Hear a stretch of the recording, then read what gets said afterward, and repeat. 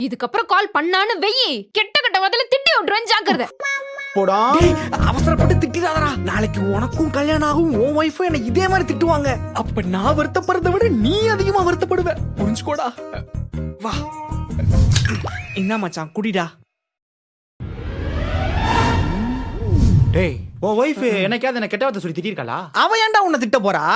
அவளுக்கு நீ இன்னொரு அண்ணன் மாதிரி மச்சான். ஏய், போய் தானே சொல்ற. ஏய், நான் ஏன்டா போய் சொல்லணும்? இரு இரு இரு. இப்ப கண்டுபிடிக்கிறேன். அப்- அ-